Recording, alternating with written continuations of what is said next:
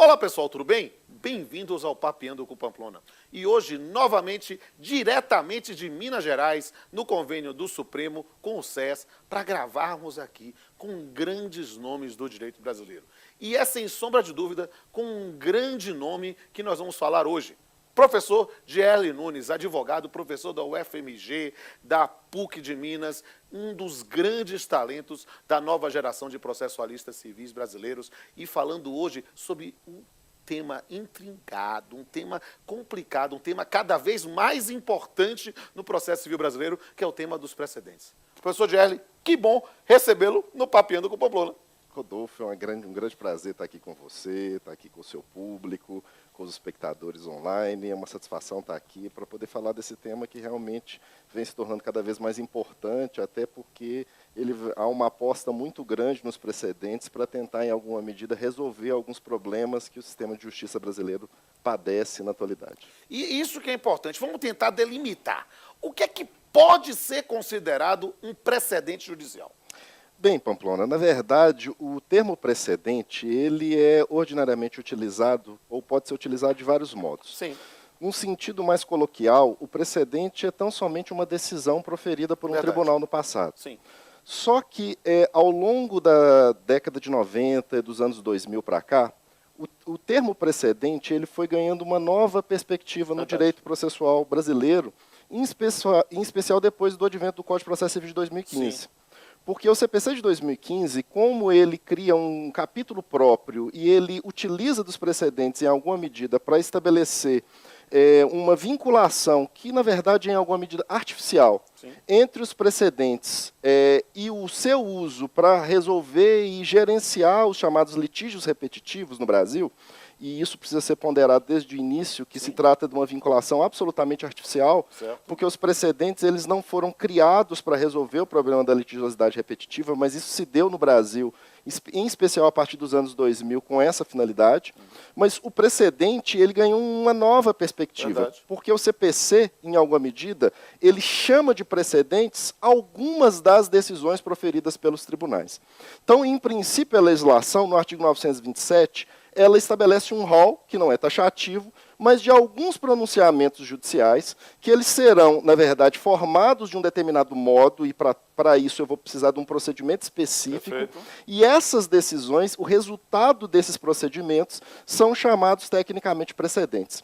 Então, costumeiramente, inclusive até do ponto de vista didático, eu costumo falar que eu tenho os precedentes, que são essas decisões, algumas das decisões que o legislador atribui uma força normativa específica a eles, que a doutrina vai chamar de precedentes normativos, precedentes obrigatórios, sim, precedentes vinculantes, e as outras decisões que eu chamo tão somente de julgados, certo, que são decisões proferidas nos tribunais. Agora, do ponto de vista prático, é muito comum a utilização do termo precedente como uma real decisão do passado.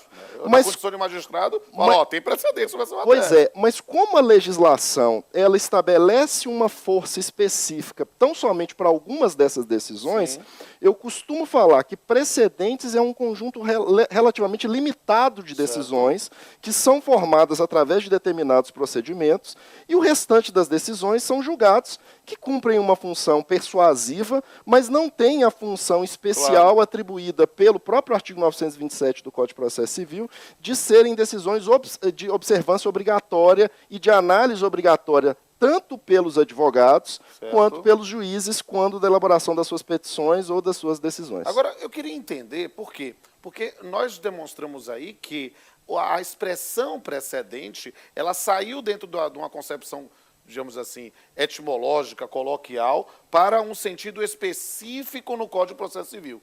Mas a pergunta, qual é a origem e inspiração desse novo modelo brasileiro de precedentes? Seria uma inspiração na ideia de common law ou algo do gênero? Perceba, na verdade é o seguinte, o common law e o sistema de precedentes típico desses sistemas dos Estados Unidos, da Inglaterra e de outros países, apesar deles não serem uniformes, quando a gente fala em common law, tem um common law inglês, sim, um common law americano e tem as suas especificidades, mas esse sistema ele foi criado predominantemente para dar uma racionalidade argumentativa no trato das decisões. como se nós todos fizéssemos um livro em conjunto. Sim. E cada juiz seria um autor de uma obra em conjunto, e quando eu escrever o primeiro capítulo, analisando um instituto jurídico e proferindo uma primeira decisão, eu tenho uma melhor liberdade para analisar aquela questão. Mas quando você foi o segundo juiz, você tem que levar em consideração o que eu falei, a decisão que eu proferi, e talvez manter o teor da decisão que eu proferi, mantendo estável as coisas como elas se encontram, e daí vem até aquela expressão stare decisis et nunquit et movere, que é mantenham-se as coisas tal qual elas se encontram, sim, que é a base do sistema do common law. Que é o sistema de coerência. Sistema de coerência entre as decisões. Mas no common law, isso foi estabelecido para gerar essa racionalidade argumentativa. Só que quando nós chegamos no final da década de 90, começou a haver um movimento mundial que a gente costuma chamar de convergência de sistemas de civil law e common law. Essa forma de como é tratada nos outros países é muito interessante para quem está nos vendo. Sim, e isso, na verdade, do campo do processo civil se deu com uma precisão, inclusive, cronológica. Sim. Em 2011, houve um grande congresso do International Association of Procedural Law, que é a Associação Internacional de Direito Processual, que tratava exatamente dessa convergência entre o civil law e o common law. E a partir desse momento, começou a haver uma maior percepção dos países do civil law, como o Brasil, com o fenômeno dos precedentes e com a utilização de uma técnica específica para resolver um dos grandes problemas que o sistema jurídico brasileiro padece. Como todos sabem, nós temos milhões de processos em trâmite no Brasil, os juízes têm uma carga de trabalho colossal e há uma preocupação muito grande em termos de produtividade. E começou, desde a década de 90 e início dos anos 2000, a utilização no campo do processo de uma tendência de julgamentos por amostragem, de não analisar todos os casos repetitivos, mas pegar alguns deles e, a partir dessa análise desses poucos casos, se proferir uma decisão padrão. É o julgamento por bloco. O julgamento por bloco e, na verdade, mediante a prolação de uma decisão que é um padrão decisório. Exato. Essa ideia do padrão decisório, com o início de uma análise um pouco mais sofisticada do campo dos precedentes, gerou no Brasil um acoplamento artificial entre a sistemática dos precedentes e a tentativa de se criar técnicas para resolver o problema da litigiosidade repetitiva. E nós começamos a chamar os padrões decisórios, fruto desses julgamentos por amostragem, a título exemplificativo, o caso do recurso extraordinário julgado em repercussão geral, recurso especial repetitivo e outras técnicas que começaram a se delinear, e atribuímos a essas decisões, a esses procedimentos, pela via de técnicas de causa piloto, procedimento modelo, que, ao final, a decisão que seria prolatada seria um precedente. Certo. Mas com caracteres muito diferentes do common law. Uma diferença singela. Ordinariamente, no common law, a decisão mais importante é a primeira decisão na qual os tribunais começaram a tratar daquela temática. A gente chama de leading case. Sim. Num sistema como o brasileiro, a decisão prolatada pelo tribunal mais importante, normalmente é a última. A gente inverte a cadeia e muitas vezes a gente tem pouca preocupação de como os tribunais realmente se manifestam.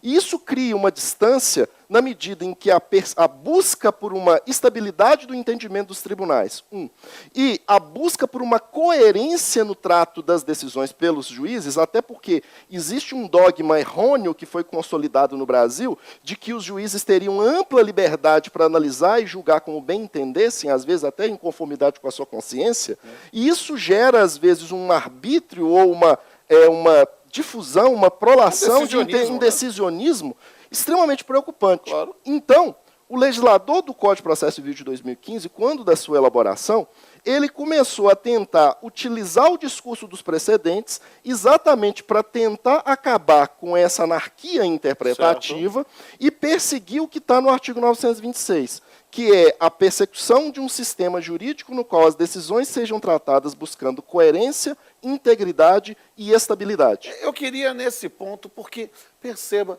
nós estamos já compreendendo um sistema novo. Sim. Eu diria até, para usar uma expressão italiana, um sistema in fieri, um sistema que está se fazendo. Mas perceba, para aqueles jovens que estão nos vendo, né, e que não conheceram o sistema processual de 73, você podia dar umas pinceladas, uma visão panorâmica, justamente dessa diferença, deste novo modelo com precedentes, como é o que era antes? Sim. A primeira coisa que a gente precisa perceber é que é falar em utilização do direito jurisprudencial de um modo mais amplo, não só dos precedentes, mas falar dos julgados, dos enunciados de súmula dos tribunais, não é algo novo no Brasil. Desde o Império, o Brasil tem um uso muito recorrente das decisões dos tribunais como fundamento. Só que o uso dessas decisões, até por uma dificuldade de acesso aos bancos das decisões proferidas pelos tribunais, porque pode, para as pessoas mais jovens, e quando a gente já está falando de inteligência artificial aplicada no direito, de mecanismos de predição de como os tribunais vão decidir, para eles é muito estranho perceber que os bancos de dados dos tribunais, até pouquíssimas décadas atrás, eram completamente desestruturados e a gente tinha dificuldade de ter acesso a uma decisão. Eu me lembro quando eu estudava na graduação, eu tinha que ler aquela revista dos tribunais. A revista trimestral de jurisprudência do Supremo Tribunal Federal. Ou a revista dos tribunais. Exatamente, ele ficava lendo porque não tinha acesso à internet, exatamente, não tinha acesso à informação. Eles que são de uma geração de nativos de um mundo digital, acham que somos dinossauros, e talvez sejamos por termos nascido no mundo analógico, e que tínhamos que garimpar acórdãos, quando hoje eles procuram num buscador e às vezes acham. Era comum as pessoas irem para as bibliotecas e ficar de frente a uma coleção da revista trimestral de jurisprudência ou a revista dos tribunais, abrindo revista por revista, olhando o índice, procurando, lendo aqueles relatórios enormes para entender o processo. Se a decisão era... Ou seja, nós, durante muito tempo, até por uma dificuldade de acesso, nós tratávamos o direito jurisprudencial como um direito que poderia dele provir qualquer coisa. Verdade. Mas isso não significava que era estranho ao nosso uso cotidiano o trato com o direito jurisprudencial. Só que com o avanço tecnológico, com a possibilidade, a facilitação de ferramentas de busca e de facilidade, inclusive, de busca, de obtenção de informações jurisprudenciais, até de modo informático, pelas ferramentas digitais, o direito brasileiro ele sofreu uma fratura a partir da década de 90. E a formação do jurista, que era predominantemente vinculada à lei e à doutrina, começou a se tornar uma prática muito mais vinculada ao trato do direito jurisprudencial. Verdade. Ou seja, não era incomum... testemunho nisso na condição de magistrado. Sim, isso é verdade. As pessoas pesquisavam a lei e a doutrina. A pessoa não fazia uma petição, uma decisão, sem compulsar um Ponce de Miranda, um Calmon de Passos, um autor de referência, para exatamente elaborar um arrazoado qualquer. Com o advento dessas ferramentas, houve uma fratura no sistema, uma mudança. E nós começamos a lidar com o direito jurisprudencial, mas com um direito jurisprudencial completamente anárquico. Caótico. Você buscava decisões que corroboravam aquilo que você fazia. E como o próprio ser humano ele tem um viés cognitivo, que é uma deturpação cognitiva de como ele analisa as coisas, e num dos vieses cognitivos mais recorrentes do ser humano é o viés de confirmação, ele busca subsídios sobre aquilo que ele quer confirmar. Na posição do juiz, muitas vezes, ele escolhia o julgado, perceba, ele não decidia de modo correto, ele escolhia o julgado que confirmava uma linha de raciocínio que ele queria proferir aquela decisão. Exato. E no caso do advogado, do ponto de vista estratégico, ele fazia o mesmo. Aquilo que atendia o cliente. Aquilo que atendia o cliente. Só que isso gerava uma situação extremamente caótica do sistema, e aí que começou, especialmente a partir dos anos 2000, uma preocupação com uma teorização sobre os precedentes no Brasil. E perceba, e repito, isso não significa que isso foi uma fratura completa do sistema, de que de uma hora para outra a gente não usava jurisprudência e passou a usar jurisprudência. Não, a gente sempre usou. Só que com esse uso a gente chegou a um ponto que nós começamos a tentar ou acreditar que os precedentes poderiam nos auxiliar, inclusive para criar mecanismos mais ágeis de resolução dos conflitos, e especialmente das demandas repetitivas dos conflitos de massa. E com isso, o legislador, a partir dos anos 2000, com a Emenda Constitucional 45 de 2004, a mal chamada Reforma do Poder Judiciário, com repercussão geral, reforma da Lei 11.672, súmula vinculante, e veio o CPC de 2015 dentro desse caldo. E aí houve uma aposta, em especial durante o trâmite na Câmara dos Deputados, que foi quando eu e o Fred Dias, por exemplo, atuamos na assessoria da elaboração do CPC, diretamente. Houve uma preocupação em tentar se criar um modelo de precedentes que tentasse exatamente abarcar esses dois mundos, ou seja, uma preocupação gerencial, Perfeito. ou seja, os precedentes eles teriam uma finalidade pró-gerenciamento de casos repetitivos, mas, ao mesmo tempo, ele levaria em consideração uma preocupação com a legitimidade, com uma correção, com um aprimoramento do sistema, exatamente na percepção dessa coerência, dessa integridade, dessa estabilidade. No que tange ao gerenciamento de processos repetitivos, há uma aposta cada vez mais vigorosa dos tribunais no uso dos precedentes. Nós ainda estamos engatinhando na segunda parte. É nessa parte do engatinhar que eu vou fazer a última pergunta desse primeiro bloco. Por quê? Porque há uma plateia que está sedenta para fazer perguntas para ti. Quando eu falei que eu ia entrevistar o professor Gelli, lotou aqui a plateia. Então, tem um monte de gente querendo fazer pergunta. Mas eu queria que você lançasse aí uma mensagem final àquele que está nos vendo e que gostaria de aprofundar estudos, reflexões sobre esse tema. O que é que você recomendaria a ele? Na verdade, é o seguinte, o Brasil, na atualidade, ele tem uma profusão de obras falando de precedentes. E esse é um problema, apesar de ser muito bom, você ter uma diversidade, mas isso cria filtrar, né? um problema de filtragem. Porque sem exagero, são mais de 10 grandes linhas teóricas no Brasil falando dos precedentes. Eu mesmo tenho uma obra, tenho o meu canal do academia.edu, que tem vários textos sobre precedentes. Eu escrevo sobre precedentes antes disso virar moda, então ou seja, já pesquiso isso até algum tempo. E por isso você está sendo entrevistado? Mas, assim, tem professores que trabalham Claro. com outras linhas teóricas, por exemplo, o professor Hermes Zanetti, que também escreve uma boa obra, o professor Lucas Buril, trabalha com uma concepção muito interessante, que são professores que também merecem ter a análise de seus trabalhos, não seguem a mesma premissa teórica que eu falo, mas eu acho que a gente está numa época que a gente precisa construir um modelo de precedentes. E compreendendo a diversidade para chegar a um ponto comum, um consenso democrático. Exatamente. Sabe? A única grande ressalva que eu faria é que há uma aposta por determinadas linhas teóricas numa suposta crença de uma virtude de nossos tribunais superiores. Como se as decisões proferidas por esses tribunais superiores, por ser proferidas por esses tribunais superiores, já teriam uma autoridade insta de precedente. Ou seja, eles fugiriam seria uma leitura até contra-legem, porque o código limita as decisões que são precedentes. E algumas linhas teóricas vão defender que qualquer decisão prolatada pelos nossos tribunais superiores teria esse condão de ser precedentes. Eu, particularmente, eu sou um crítico vigoroso dessa concepção. Primeiro, pela própria percepção de que os nossos tribunais superiores, como talvez nenhum tribunal superior do mundo, seja completamente virtuoso para a gente acreditar que todas as decisões por eles proferidas são boas.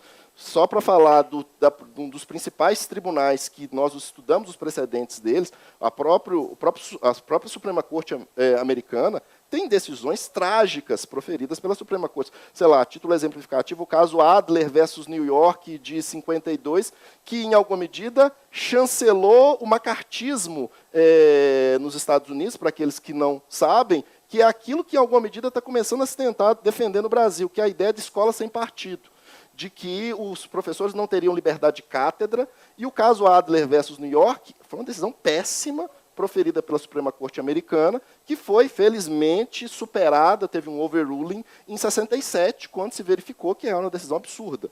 Mas a crença de que a decisão proferida pelo Tribunal Superior é uma decisão de excelência, que ela é uma decisão precisa, que é uma decisão virtuosa, não é uma crença verídica.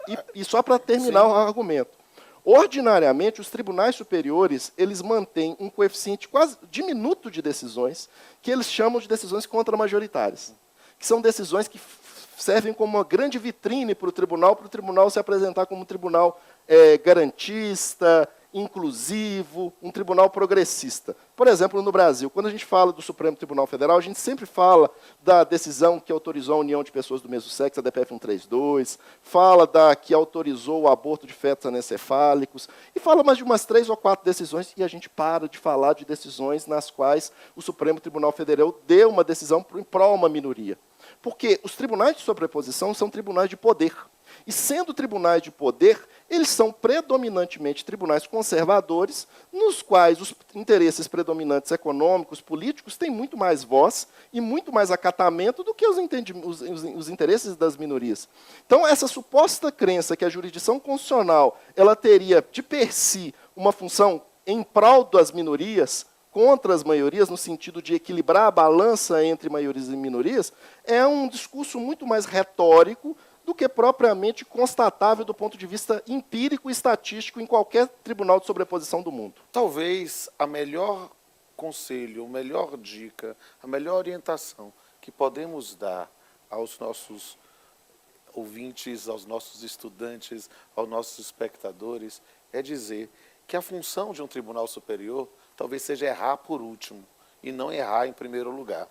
Então, talvez a ideia do amadurecimento de uma tese, que vai começar desde a primeira instância até chegar ao tribunal, e não acreditar que somente a decisão do final do tribunal poderá ser, como um passe de mágica, criar e satisfazer todos os interesses e conflitos. Não. O processo é um processo de construção de uma determinada verdade. E conhecer quem pensa diferente e conhecer quem reflete essa matéria, mas reflete no sentido próprio, não somente decide, discute, aprofunda e traz à baila algum tipo de questionamento, talvez seja o melhor norte para a nossa vida. E que bom falar contigo sobre isso. Mas espera aí, que a gente tem uma plateia que está doida para fazer a pergunta. Daqui a pouco a gente volta. Olá, professor. Meu nome é Thaís Trindade. Eu tenho uma dúvida, por gentileza. Qual é a diferença de precedente, de orientação jurisprudencial e de súmula? Olha só, Thaís, essa é uma diferença importante, porque, na verdade, os precedentes, como eu já expliquei na primeira parte, são essas decisões formadas através de determinados procedimentos aos quais a lei atribui uma força normativa específica. Os enunciados de súmula, porque a expressão súmula, na verdade, é uma redução de uma expressão enorme, que é enunciado de súmula da jurisprudência dominante do Tribunal Superior tal. Começou no Supremo Tribunal Federal, através do trabalho do ministro Vitor Nunes Leal, que idealizou, ou que pelo menos estruturou essa ideia, e, na verdade, o enunciado de súmula é tão somente uma síntese de um entendimento recorrente dos tribunais superiores. E essa síntese, ela teria uma função muito mais catalográfica do que propriamente decisória. Porque quando eu falo precedente, eu preciso extrair do precedente os seus fundamentos determinantes, que é propriamente aquilo que vincula. Porque quando eu falo no precedente, é a parte da fundamentação daqueles fundamentos principais que podem ser universalizados, que é propriamente o precedente. Em tese, os enunciados de súmula deveriam representar essas sínteses, esses principais fundamentos determinantes, só que na prática brasileira, infelizmente, isso não acontece. E esses enunciados de súmula, eles deveriam cumprir um papel de permitir essa função catalográfica e eles deveriam sempre ser interpretados em conformidade com os julgados que lhe deram ensejo. E no Brasil nós temos uma péssima mania de acreditar que o enunciado de súmula ele possa ser interpretado tal qual um comando de lei, como um comando geral abstrato. Exatamente. Quando, na verdade, o enunciado de súmula ele tem que ter uma interpretação originalista. Para você saber qual que é o real teor de um enunciado de súmula, você tem que pegar ele, entrar no site do tribunal, pegar os julgados, os acórdãos que deram base, verificar os acórdãos e comparar os acórdãos com o seu caso para verificar se aquele enunciado de súmula se aplica ou não. O que, ordinariamente, quase nenhum profissional da nossa área, nem juiz, nem advogados, nem promotores, ordinariamente faz. E, além disso, tem a orientação jurisprudencial, que seria uma subsúmula, que teria uma finalidade de explicar ainda mais o sistema. E qual que é o problema da OJ, ou qual que é o problema dessa história toda? Nós, na área do direito, acreditamos que nós vamos conseguir, digamos assim, fechar o direito no texto. A gente já tentou isso lá na escola da exegese, com os códigos civis, lá desde Napoleão, e agora a gente está tentando fechar o direito nos julgados dos tribunais, nos precedentes. E esse é um grande problema, até para voltar à fala final do Rodolfo da primeira parte. Os precedentes não podem ser encarados como um mecanismo de fechamento argumentativo. Os precedentes, no common law, eles são um starting point, eles são um princípio argumentativo. O que significa que eles não fecham a discussão. Eles permitem que a discussão jurídica ainda permaneça, e se por uma eventualidade se vislumbrar que aquele entendimento está errado, ele deve ser revisto. Perfeito. Tal qual aquele caso que eu fiz menção, o caso Adler, que foi superado por um outro entendimento, é da essência do direito jurisprudencial a sua possibilidade de superação e de modificação. Tudo bem, professor? Meu nome é Paula. Eu gostaria de lhe perguntar quais seriam as diferenças processuais entre os precedentes vinculantes e as súmulas vinculantes. Bem, Paula, os efeitos processuais, eles, na verdade, dependem do precedente, porque as súmulas vinculantes, elas são fruto de uma autorização constitucional prevista no texto da Constituição, que permite que o Supremo Tribunal Federal edite esses enunciados de súmula com força normativa, inclusive com efeitos extrajurisdicionais, ou seja, eles aplicam dentro do judiciário e fora do judiciário. Já os precedentes, como eles são fruto ordinariamente, ou pelo menos parcela deles, de uma determinação da legislação, eles só têm aplicação dentro do próprio judiciário e eles só são, na verdade, obrigatórios para aqueles juízes que compõem aquele próprio tribunal e para os órgãos inferiores a ele vinculados funcionalmente. Bom, professor, meu nome é Matheus. Eu gostaria de saber se o sistema de precedentes não ingessa a criatividade na atividade jurisdicional. Matheus, a sua pergunta é ótima. O sistema de precedentes ele pode, sim, promover um engessamento. Inclusive, nós tivemos uma reforma legislativa da Lei 13.256 que dificultou a superação de entendimentos quando os tribunais superiores já tiverem precedentes sobre a matéria. E há linhas teóricas que defendem que os precedentes deveriam funcionar como verdadeiro mecanismo de fechamento argumentativo. Eu discordo, critico, e creio que sim, deve haver mecanismo de superar. Mas isso não significa que os juízes no Brasil possam manter um hábito, que é muito terrível, de achar que cada caso pode ser julgado de modo absolutamente único, ou como se ele estivesse num marco zero interpretativo. Precisa ou seja, uma coerência no sistema. Ele precisa ter uma coerência com as decisões, com a doutrina, com o que a lei prescreve. Ou seja, essa ideia de liberdade total que os juízes têm no Brasil é algo que também precisa ser criticado. Mas os precedentes não podem ser encarados como um ponto final, como um fim da discussão. Oi, professor, me chamo Vinícius. Quais são as maiores dificuldades de aplicação do sistema de precedentes no Brasil? Vinícius, a sua pergunta também é ótima, só que é uma pergunta, na verdade, o primeiro problema é o desconhecimento de como funciona um sistema de precedentes. Porque, normalmente, as pessoas não sabem lidar com julgados. A começar que no Brasil é muito comum as pessoas fazerem pesquisa jurisprudencial tão somente com a análise das ementas, que tem uma função meramente catalográfica. A ementa não é a decisão.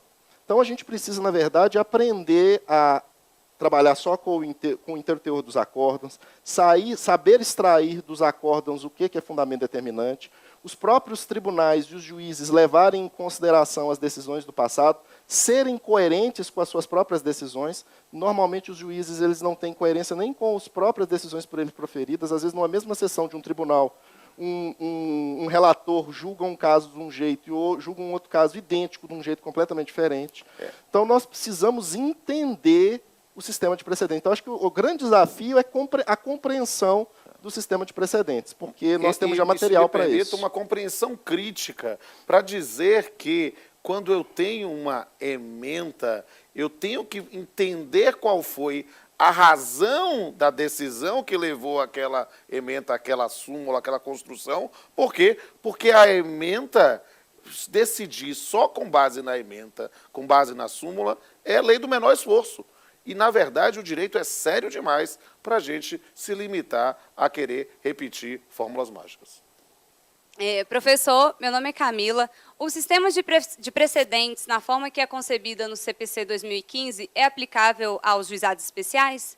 Bem, Camila, a sua pergunta também é ótima, porque ela é fruto de uma divergência prática muito grande, porque existe um entendimento de que os precedentes do CPC eles não seriam aplicáveis aos juizados, pela sua especificidade.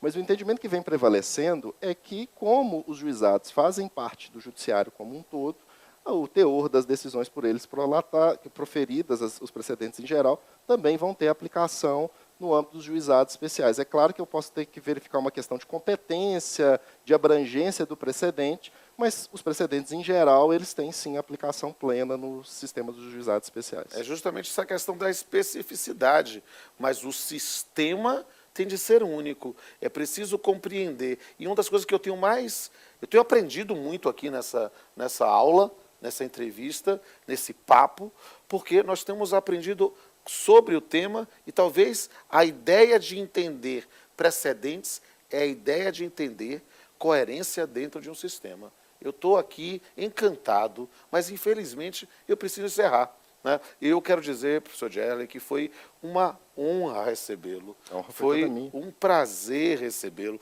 tê-lo aqui com o senhor mais jovem do que eu, mas meu mais novo amigo de infância. Que bom recebê-lo e me permita, nesse momento final, ter a honra de fazer um brinde com a indefectível canequinha. Bem, amigos, é hora de encerrar.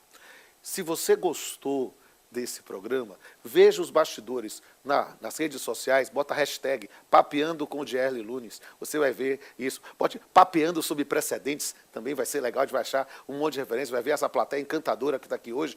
E também, se quiser ver outros episódios do Papeando, veja lá os bastidores, Papeando com Pamplona, bota a hashtag lá, e procure também no canal do SES TV e no canal Pamplona no YouTube. Eu quero dizer que é um prazer enorme estar com vocês. E eu estou me sentindo muito feliz, aprendendo muito hoje nessa gravação. E quero que você também aproveite ao máximo. A lógica do Papeando com Pamplona é debater, é papear, com profundidade e com leveza. E você vai ver, daqui a pouquinho, a nossa forma poética de interpretar esse tema. Até a próxima.